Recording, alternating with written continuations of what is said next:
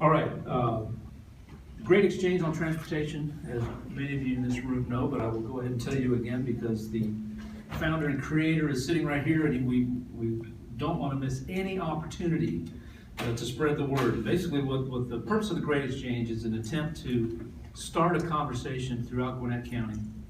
Gwinnett County is huge, as you all know. It's vast, it's diverse, it's changing rapidly. And we need to talk about, have a serious conversation about what transportation is, what it is now, what it should be, the good things about it, the bad things about it.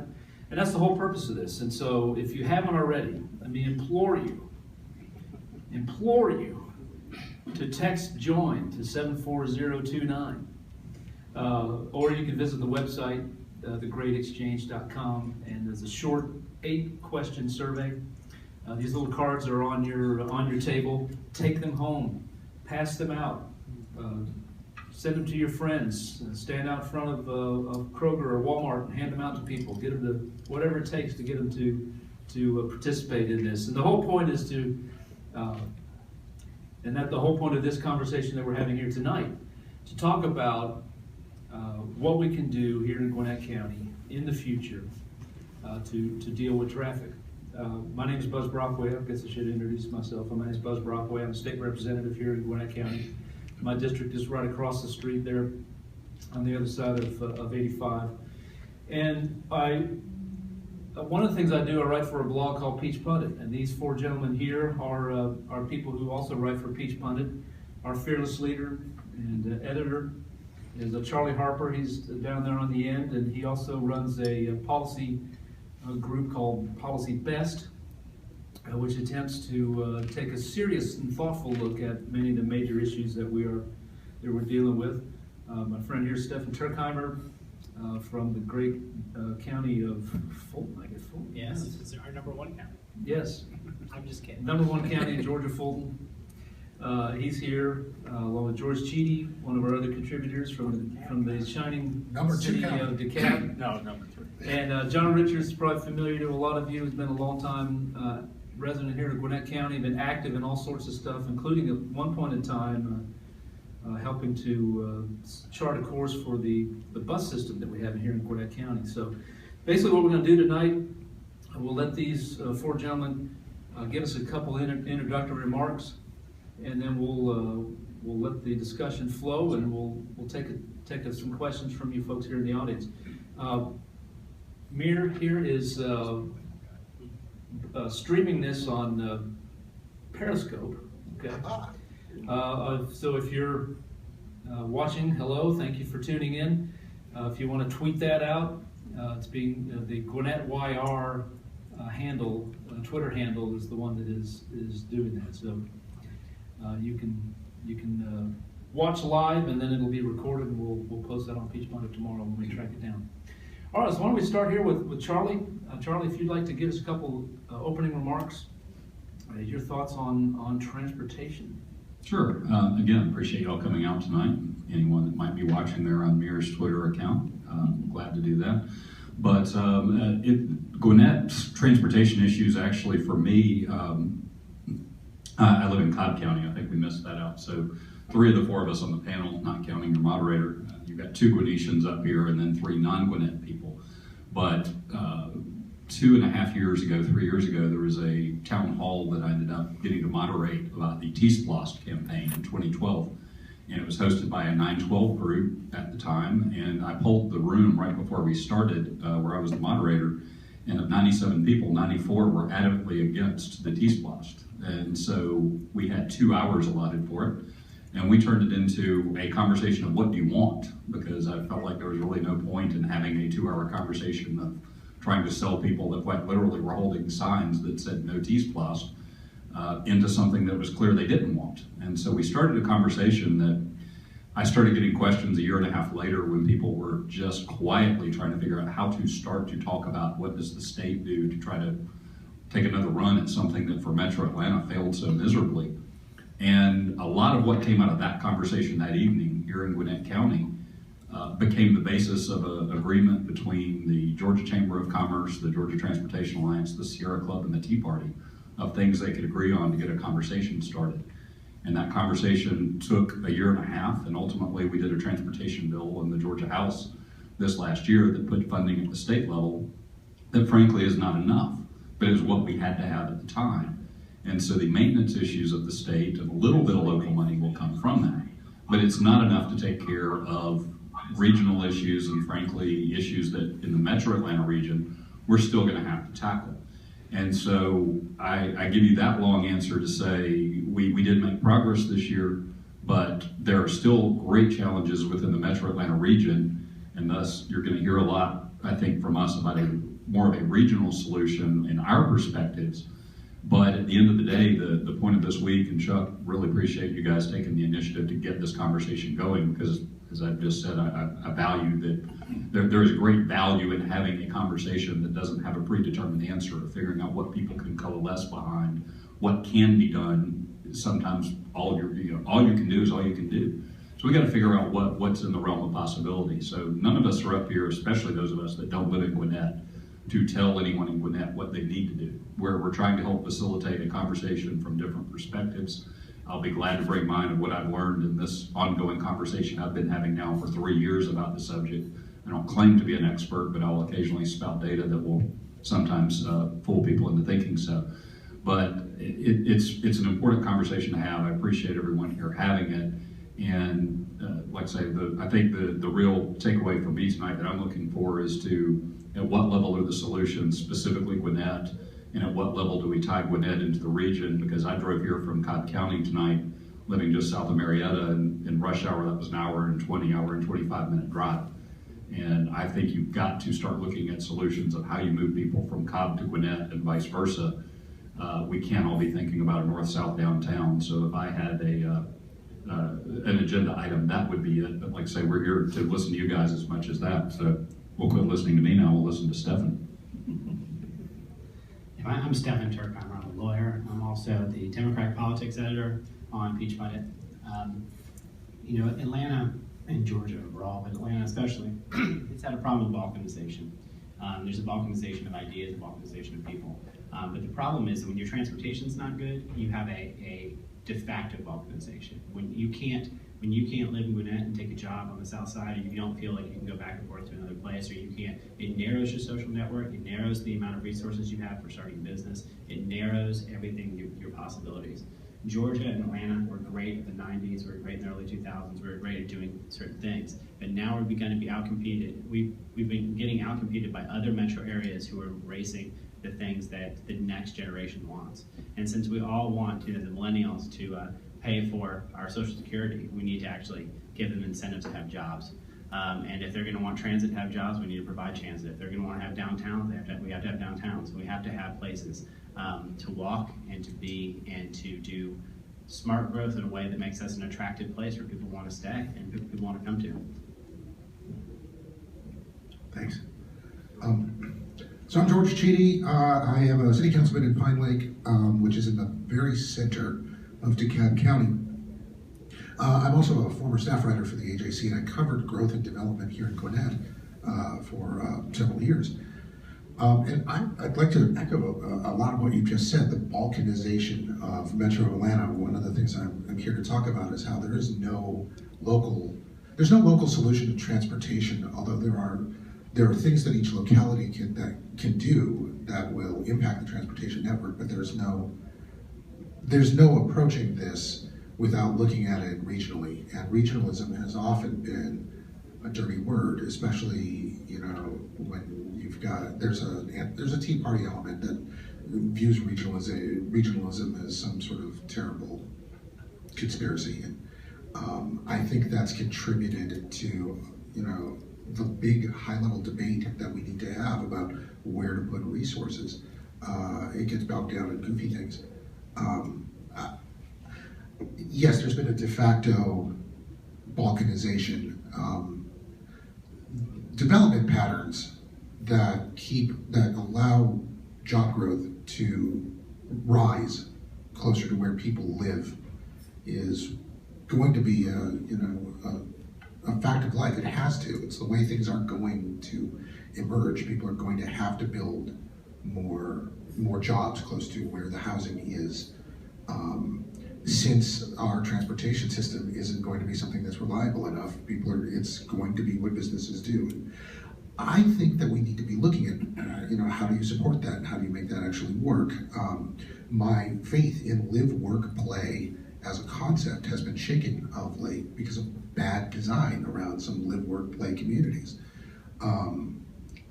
This is the kind of discussion I think that we should be having, but more later.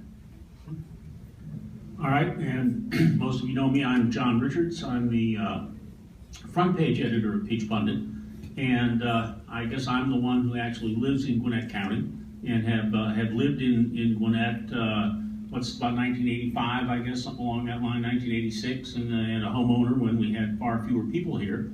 And I have been on the Gwinnett Transit Advisory Board since 1995, so I guess since 2005. So I've got 10 years experience there, just in keeping an eye on what's going on with our local and express bus system. Also have had some experience working on what is called the county's unified plan, which is a plan that deals with transportation, land use, growth in general, zoning, and how all of that works together. So I'm probably reasonably familiar with what's going on in the county and having watched it grow. Gwinnett has put some things into place, I think, that are good places to start. We have the bus system that we have an express bus system that takes people from Gwinnett downtown and vice versa in the evenings. That started in 2001, in October 2001, the same day, oddly enough, they opened up what used to be the HOV lane down I-85. Now they're HOT lanes, and we can talk a little bit more about that. We have a local bus system that gets some use. The biggest part of the use is getting folks down Buford Highway so they can connect with MARTA and go on the MARTA system downtown or wherever they need to go. We have got a couple other routes that don't get quite the use, and you run into some issues in terms of frequency. And again, I don't want to go way into the weeds on that unless that's what you want to hear. And we also have the start of a pretty good road infrastructure system here in Gwinnett. If you think about it, we've got kind of the hub and spoke system, so to speak. We've got spokes that start with Peachtree Industrial Boulevard and Buford Highway, coming out to I-85. You can go over to Lawrenceville Highway and US 78 are some of the spokes that kind of start either downtown or at the county line and head out that way. And then kind of the hubs, if you will, start with Jimmy Carter Boulevard, go out to Indian Trail, you got Beaver Ruin, you got Pleasant Hill, you've got Sugarloaf Parkway, and further on out. So there is the basics of at least a large grid system, if you will, that would work. In addition to Sugarloaf Parkway has the potential of being extended. The county has the right of way, one way or the other, to be able to extend it from where it ends right now at 316, take it over to the Mall of Georgia, and then from there over to Peachtree Industrial on the north side. So you actually could have a perimeter that goes around Gwinnett. So there's all kinds of opportunities out there of things that could be done. Of course, you've got all the downtowns and what you might want to do with them in terms of transit and walkability and bikeability and whatever. And so that's, I guess, where we're kind of interested in maybe what you have to say. Buzz? Great, thanks, gentlemen. Just picking up on something that came up mostly from George and Stefan. George, you mentioned it's very helpful to have jobs near where you live. Right. In Atlanta, we've tried a few live, work, play communities. Gwinnett is right now more of a bedroom community. We've got a lot of subdivisions, a lot of neighborhoods. As you see throughout various parts of Atlanta, how do you attract jobs and create these sorts of live, work, play communities in bedroom communities? It's an interesting question, and I wish I could just sort of snap it. Yes, well, you should do it just like this, because people have tried. Let me start with this: the Peachtree Corners area at Technology Park is a fantastic development and should be much more attractive than I think it has been. Truly, I don't understand why it hasn't grown more. And I wonder if some of that might be zoning, whether or not you can build big enough.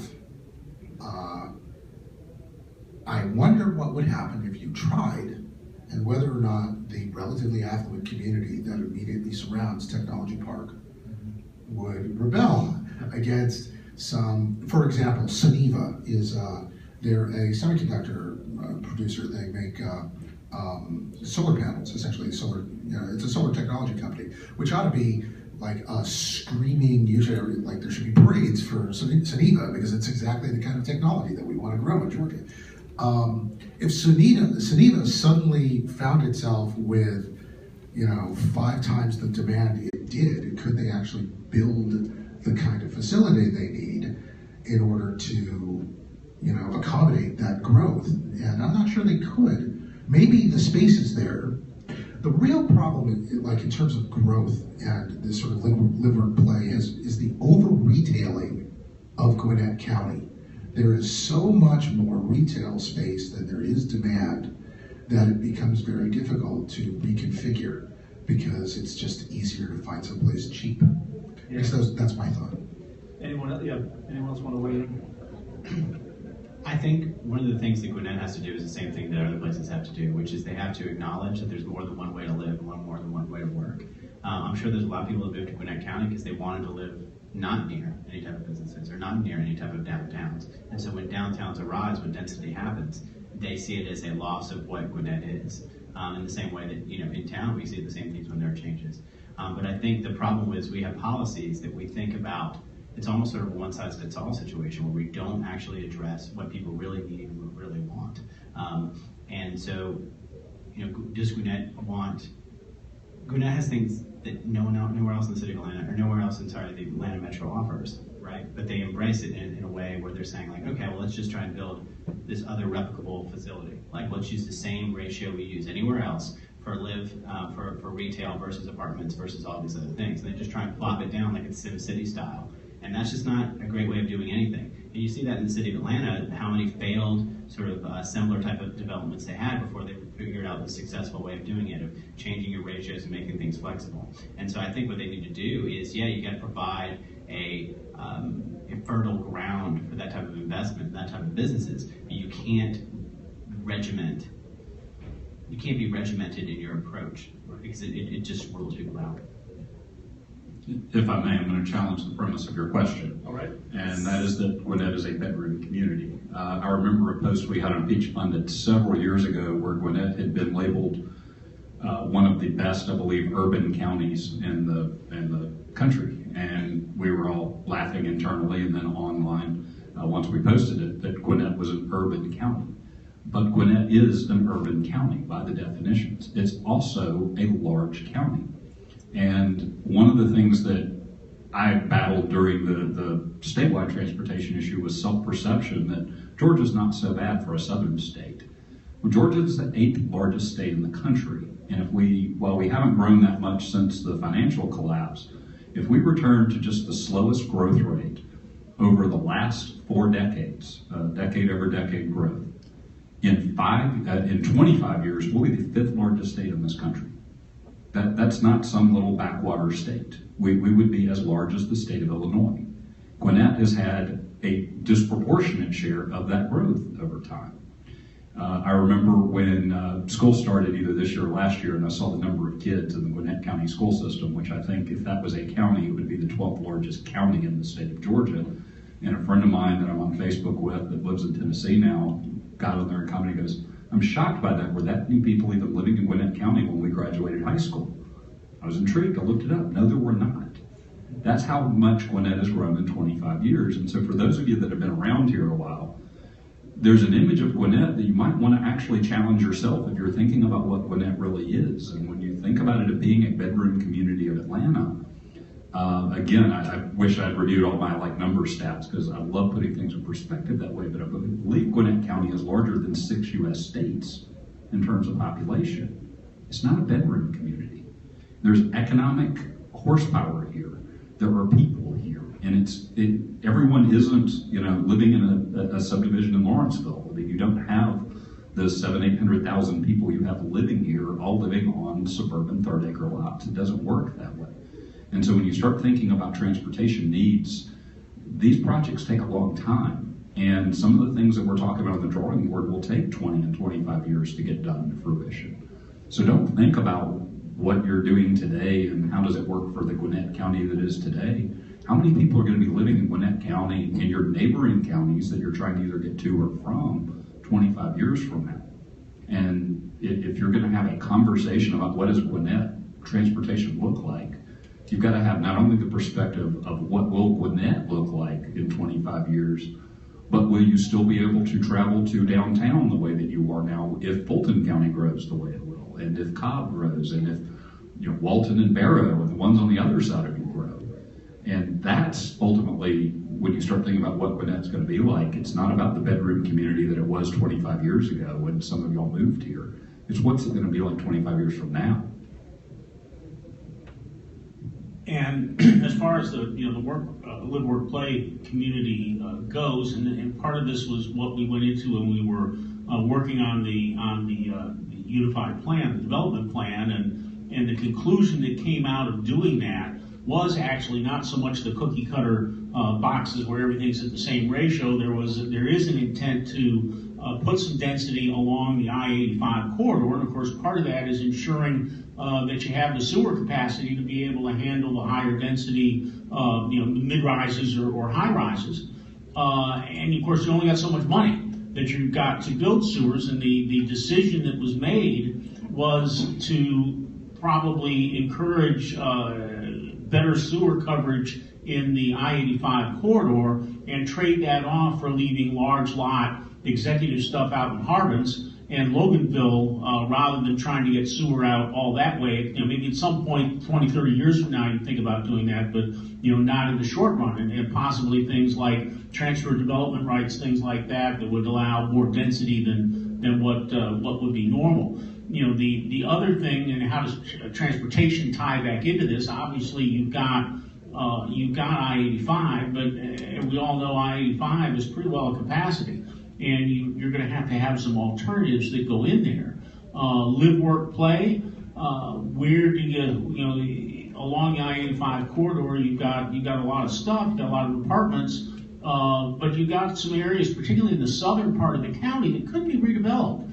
And there's a project that's kind of been bubbling, trying to figure out the right way to make it work, which is the OFS fiber plant that used to be the AT&T and kind of Lucent and carried several different things. Used to have about 3,000-4,000 people as a major employer in Gwinnett County, and now they've got a huge building and there's not much in it, and they want to turn it into a movie studio. And they're already doing some films down that way.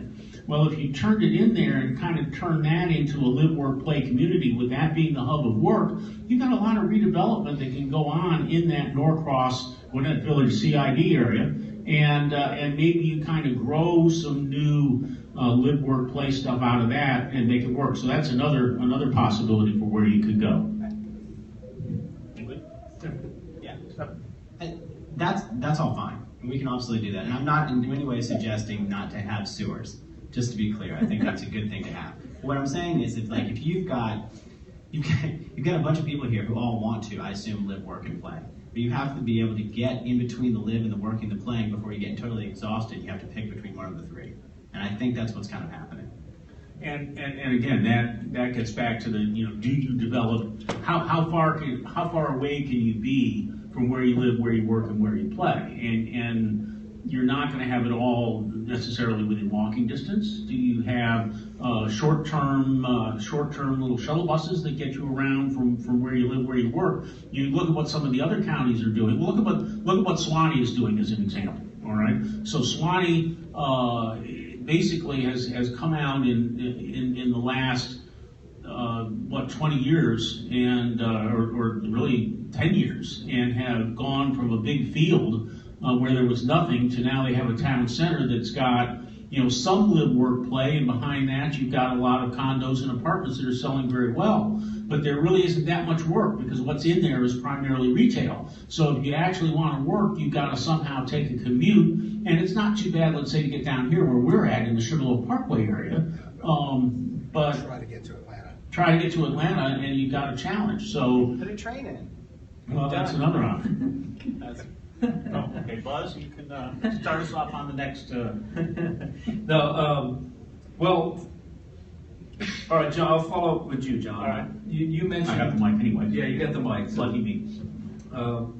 all right, you mentioned in your opening remarks that Gwinnett has tried and is doing, or trying to do, a grid system where you can get not just from Duluth to Atlanta, but move up and down, from north and south and east and west around Gwinnett. All right, but we passed the SPLOST.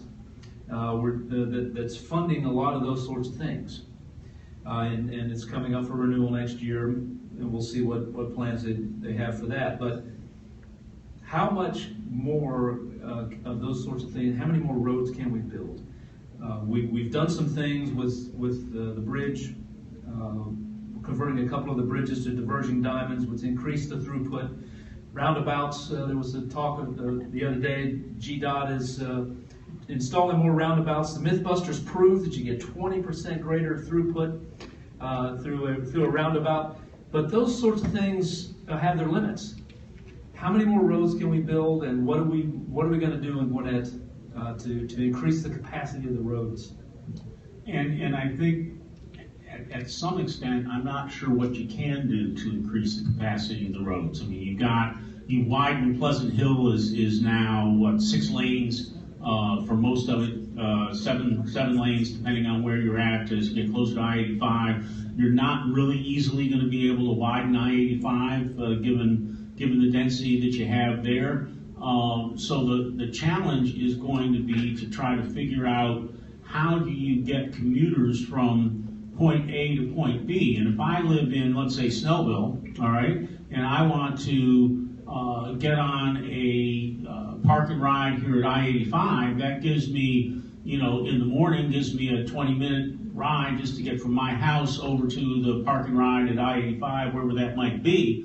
And if everybody is in their own car doing that, I think you've got a problem. So somebody mentioned the overdevelopment of shopping areas. All right. Well, if you got an empty shopping center, that means you got an empty parking lot. And one of the things that might work for Gwinnett to try to reduce that would be some sort of a shuttle bus system where people could gather at I don't want to say an abandoned parking lot, but an empty retail parking lot. You get in the shuttle bus and you go from there to the park and ride, and from the park and ride on down. That way you've got fewer people traversing the city streets. And of course, if it's not rush hour, Gwinnett roads aren't really bad at all. That sounds miserable. Like, it just sounds terrible. Let me use an analogy. And we've got essentially let's imagine us as cardiologists, and we've got a person who has plaque all through their heart system. And what our solution is to somehow widen all the arteries through angioplasty instead of reducing the plaque. We can reduce the plaque because there's a ton of people who don't want to be on the roads, and they don't have to be. I had to drive a Nissan Leaf around town last week. I did not want to be the slow person in the fast lane. I didn't want to be, but I had to be because I didn't have another option for getting around. If you give me the option to bike or to take Metro or to do any of those things, I will, and I will not be in front of you going very slowly. Like, I don't want to be. And so my point here is, like, rather than building the same thing over and over, the same strip mall with a giant parking lot, you can build smart development, you can encourage density, and then you can leave the parts of the county pastoral that you want to leave and have the parts that are going to develop and become urbanized and become dense, let them become dense. You don't have to essentially have the same level of density all throughout the county. You can leave, in that way you don't have to spend all this money widening roads. Maybe I'm jumping ahead to Buzz's next question now, but I'm going to, again, kind of everything we just heard was about live, work, play, staying within the boundaries of Gwinnett County. And going back again to that conversation we had about T-SPLOST, everything was about local control. Our Gwinnett money is going somewhere else. We want all the money here. That's great. Let's just assume that that's what Gwinnett, out of this discussion, decides it wants to do. Now let's look just a little bit to the the west and decide that your neighbor Fulton County does the same thing, because that's what they're actively proposing to do. Commissioner Eves has proposed that the county, along with all of the cities, do their own T-Splost. And under the House Bill 170, which was part of what came out of the discussion of smaller entities, 1 or 2 counties or counties and cities teaming together, they have the legal right to do that now.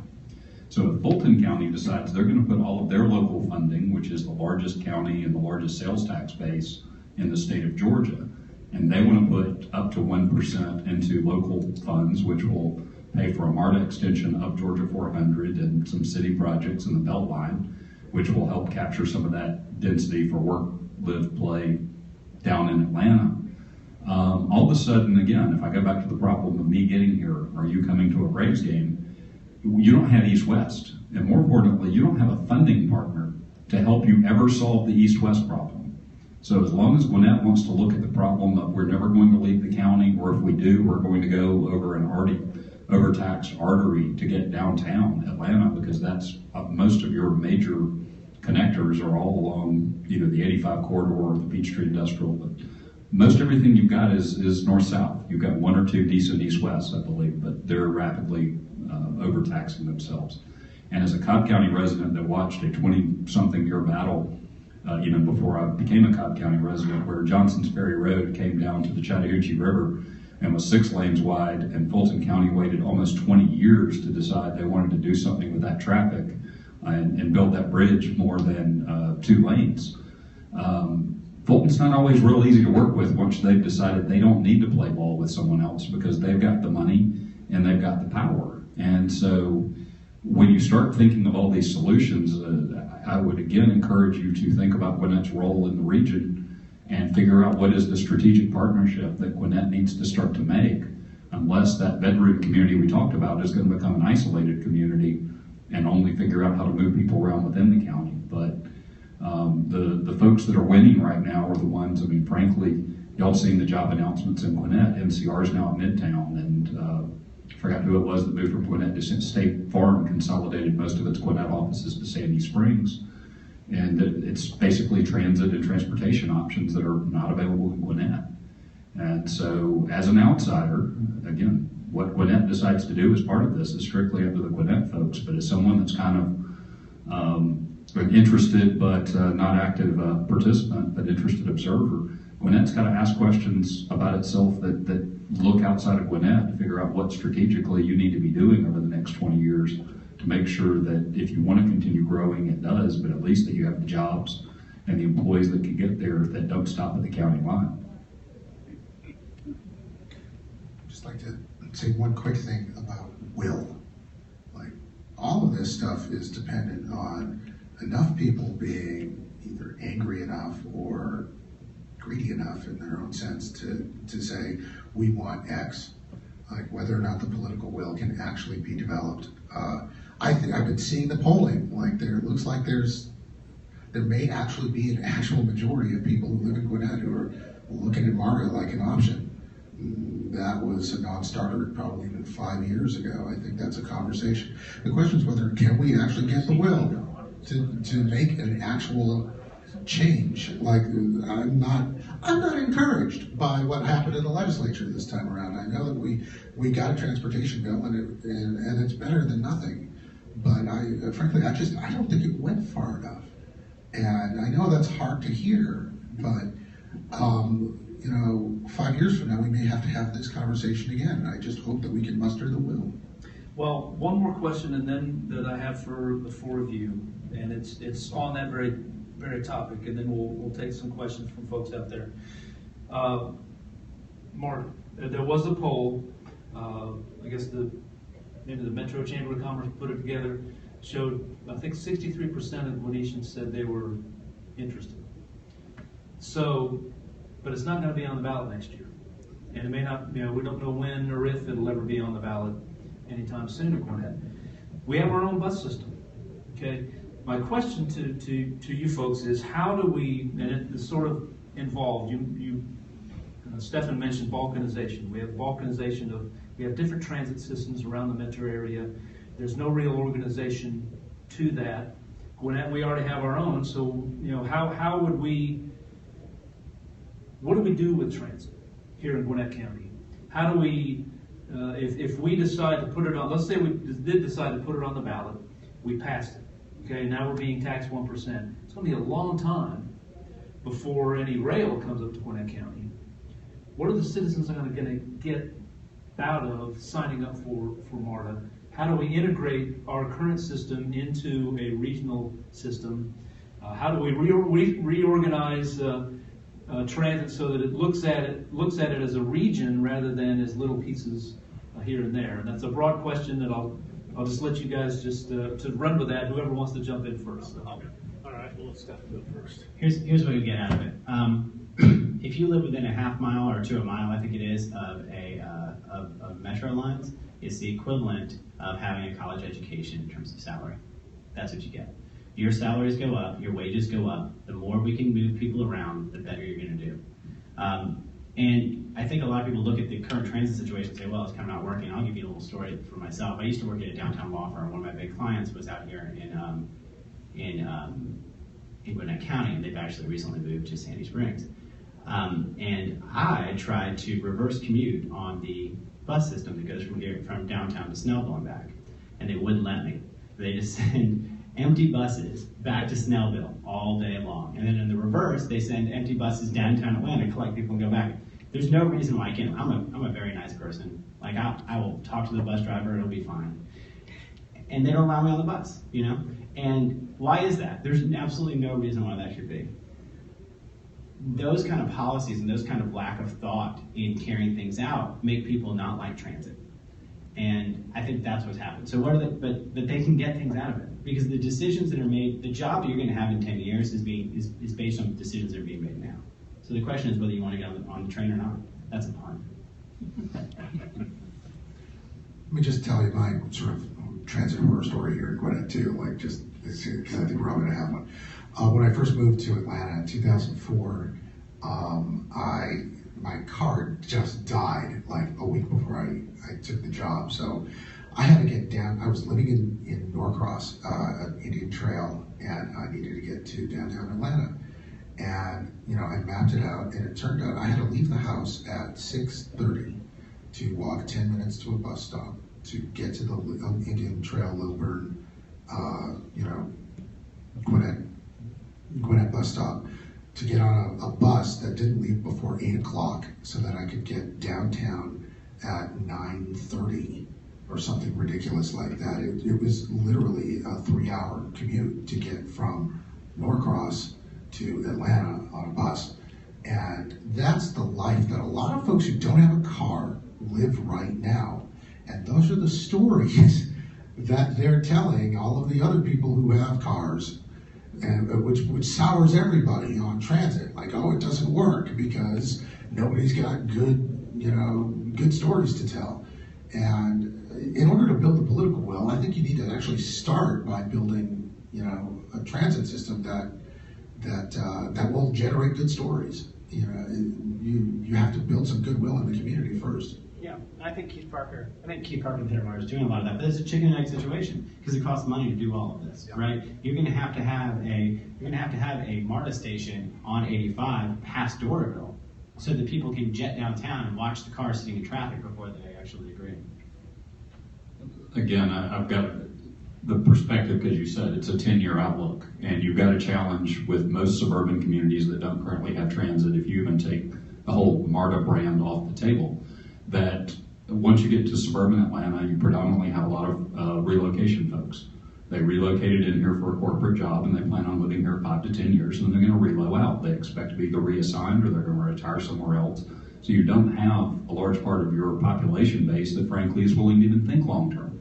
So they don't necessarily want to invest in a 10-year, much less a 25-year solution plan. So that you've got to tackle. That's just inherent in what you're dealing with. But if you've heard many of the transit arguments, one of the things that's often talked about is that millennials very much like transit.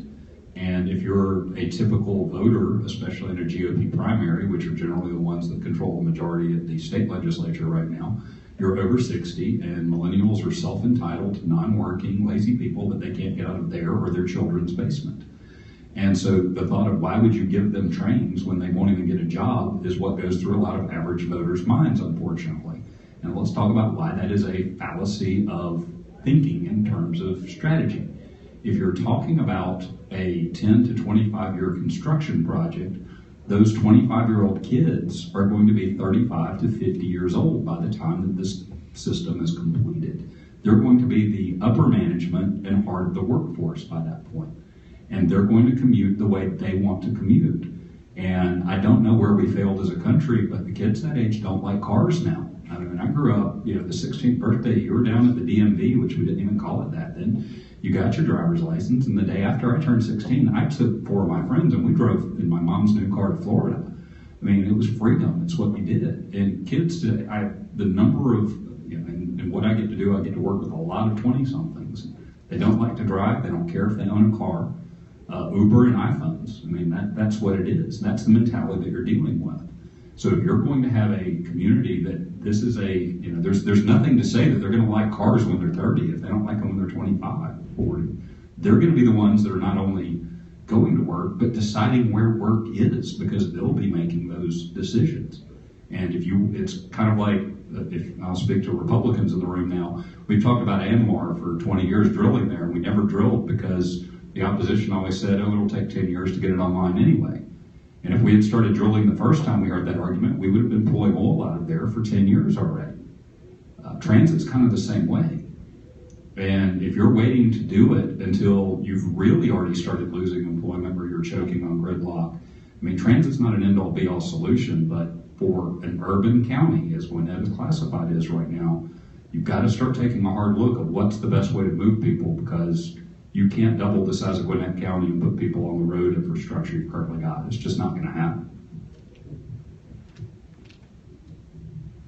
And as the guy who actually maybe has been involved a little bit with the transit issue here in Gwinnett, let me clarify something I think that Stephan mentioned and is pretty well known in transit circles, is that you've got 2 types of potential customers for transit. You have the riders of necessity, and you have the riders of choice. And the riders of necessity are kind of the people that George described, where the family may have 1 car but 2 jobs, and somebody has to be the one that rides transit because they can't afford a second car, or again, even in the worst case, there are no cars, and they have to do with what they can. They're willing to put up with just about anything. I mean, if the bus only comes by once an hour, they'll make sure that they get there, because when they miss the bus, they got to waste another hour.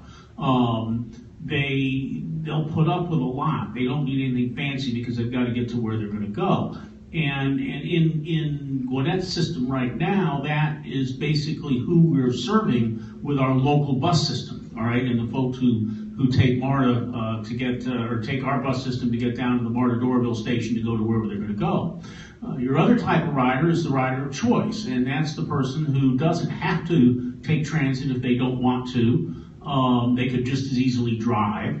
They're not going to put up with changing modes too often. But this again getting a little bit technical, but they have to go from their car to a park and ride lot, get in a park and ride lot, take a transit of one nature or another down to a transfer point where maybe they switch on the MARTA heavy rail, and then they get downtown. Then they've got to switch into a bus that's going to get them, or maybe going back north on MARTA. They've gone in. So after about 2 or 3 mode changes of switching from rail, autos to bus to rail, they say, heck with it, there's just too much stuff going on here. They're the ones that want to have the Wi-Fi in the buses and the comfortable seats and the coaches that you see when we do take people downtown, because if you use the city buses, you wouldn't get it. They're the ones that want the reliability. So what you may have noticed, and again we talk about east-west transportation, Gr8, which does a lot of the bus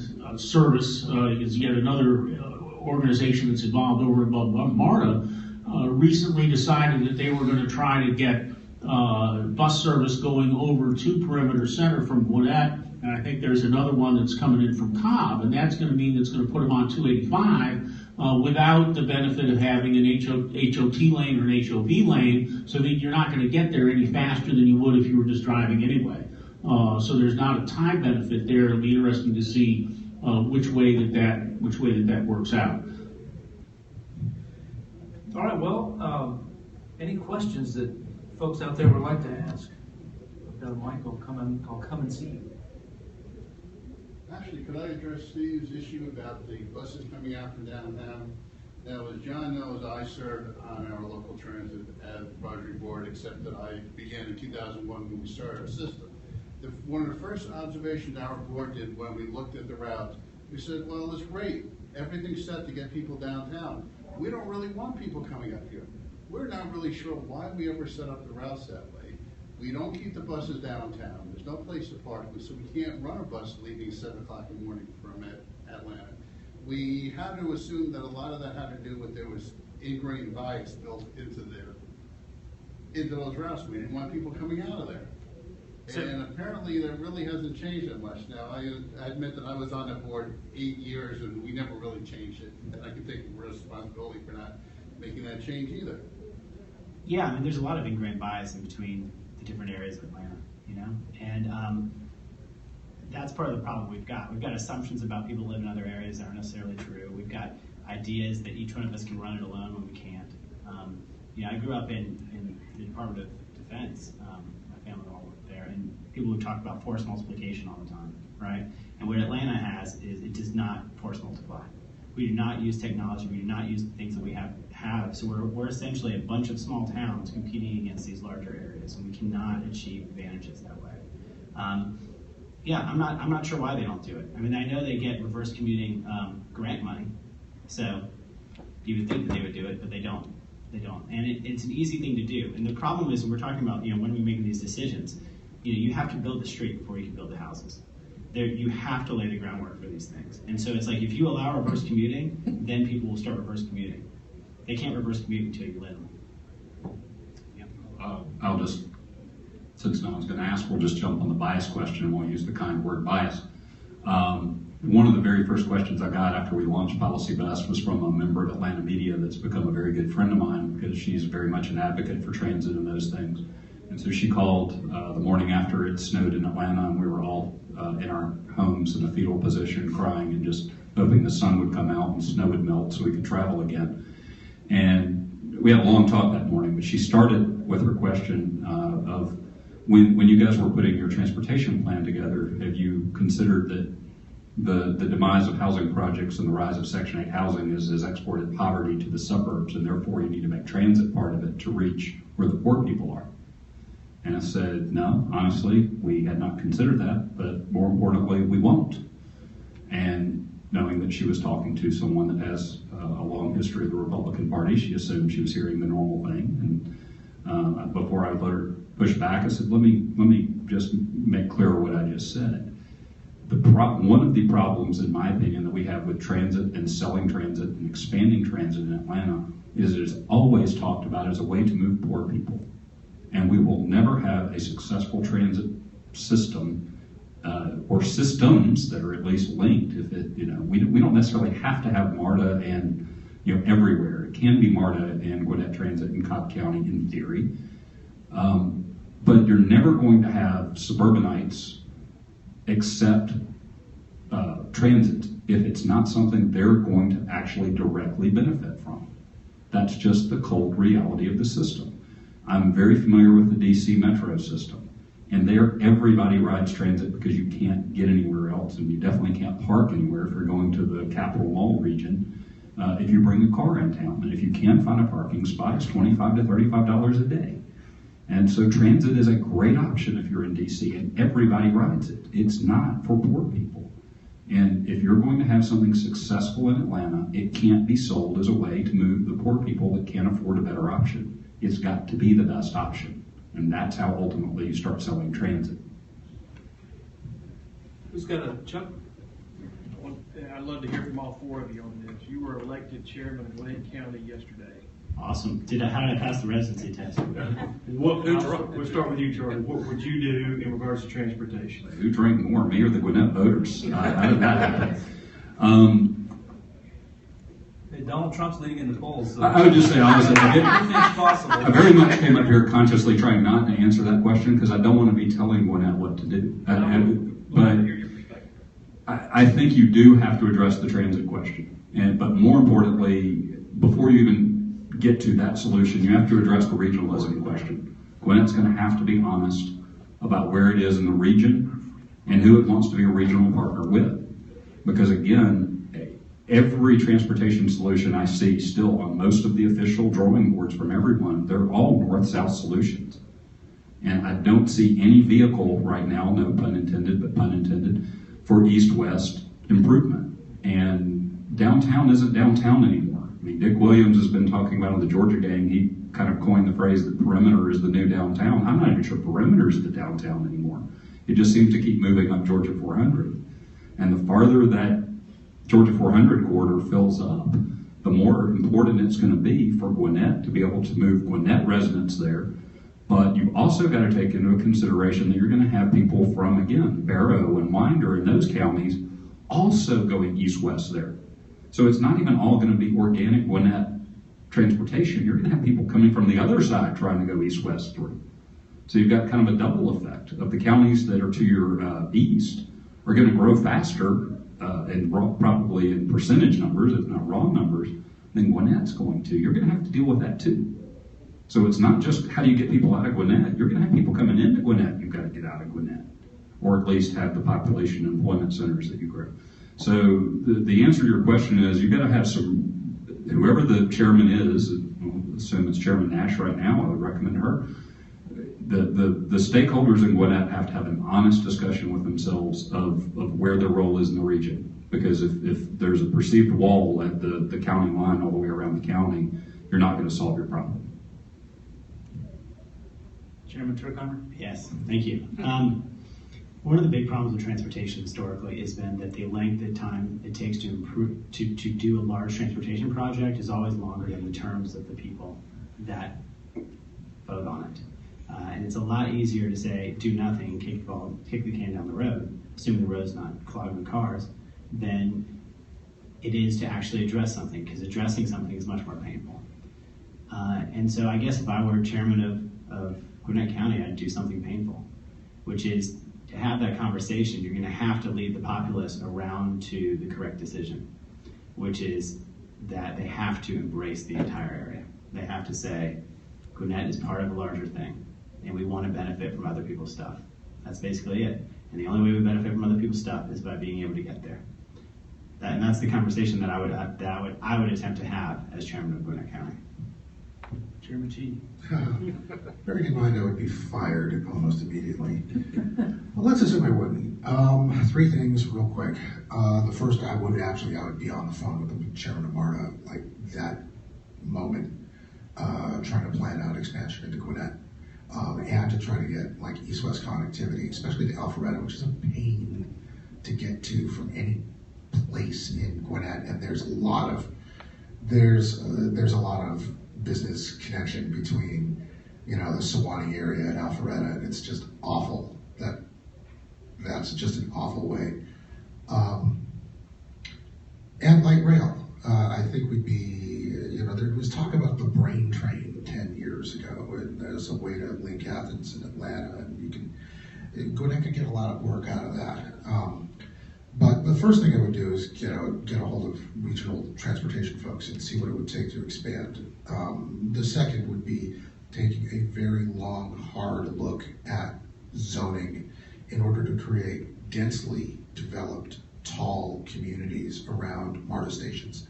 This is not a problem just for, it's nice to have in Gwinnett, but I'm saying like that's a problem all over the MARTA system. We have these MARTA stations. The ones that are in town are great. The ones that get farther out are parking lots, and it violates every principle of public transportation. If Gwinnett starts fresh, they could build one that looks like something in Boston and have it work like that. The third thing is I would probably say do something provocative and start a big fight. And I know that sounds mad, but I'd start the fight. I'd identify the people who are going to be problems in terms of keeping this policy from being enacted. I would identify the people who are going to be problems by saying and doing something really provocative and ridiculous, so that I knew who was going to be out there, and then I would politically target them. It's just, I'm just saying, like, What it's, what exactly is gonna happen to these people? yes. What are you going to do this Internment camps at the old. Well, I'm simply saying, like, we are going to have MARTA and give a date, and watch who comes out and says, no, you're not, because I want to know who those folks are, and so that I can start figuring out where the pressure points are to keep them from getting in their backfield now. Like, I mean, just to say, it's awful and it's politics, but that's how I play it. Just saying. The Chairman Richards, the only guy who actually could be. At which point he announces his candidacy. Yes. right. You only need 51% is his motto. I think that the chairman is actually going to have to lead here a little bit and be willing to engage in the trade-offs that are going to be necessary to engage the region, because I think we've kind of established that Gwinnett is not going to do all this on its own. I spent some time earlier this summer commuting up to Cumming from Lawrenceville, which is an interesting commute to try to do. So yeah, I absolutely hear George when he says you can't get to Alpharetta, you can't get to Cumming. You look at where the growth is going to be, and I think South Forsyth is going to be due for the next big growth spurt. So what can we've got to be concerned about arranging that east-west growth. We've got possibilities now in McGinnis-Berry, but you're going to run into Fulton County. McGinnis-Berry is good because it's wide on the Fulton side and it's wide on the Gwinnett side. 20 is going to be wide on the Gwinnett side and wide on the Forsyth County side. Here, I think in about another year, they'll be done with that project and they'll be ready to go. Abbott's Bridge Road is hopeless. We need to do something there, but Old Milton Parkway really isn't that bad. But we've got to maybe work on express buses, possibly bus rapid transit as a way to quickly to be able to provide some results rapidly. We've talked about the problem of let's do a petty tax and we'll show you a rail here in 10 or 15 years that you're going to be able to use. People aren't going to want to do that. You could do bus rapid transit in a couple of years, get people going east-west so they see results and save some money and go from there. A couple of things I would do. Actually, I need to say. He's going for a second term already. Yeah, here's my happy news, which is there are stuff you can do right away. Okay, you can make smart lanes. You can make communities work much more easy with a bulldozer and a can of paint. That's all you really need. You put in bike lanes, you put in roundabouts. It's not that hard. We're focusing on 1980s solutions here. Roundabouts are 1980s solutions that we're just now embracing. We can get through those, get through the 90s. We can do this all relatively quickly. Rail takes a long time, widening interstates takes a long time, but you can make better cities, better areas to commute really easily. It's not that hard. Can of paint, bulldozer. Well, gentlemen, any final comments? Anything anybody that's just? I think I've kind of pretty much said my piece, except to say thank you for everybody who has come in, and of course we're going to adjourn over the Arena Tavern, and you're all welcome there. What I'd like to do, because we are just a couple minutes, I'm going to usurp you, is get Chuck up here to say a word or two about this Gr8Exchange idea, that we in theory have that kind of brought us here.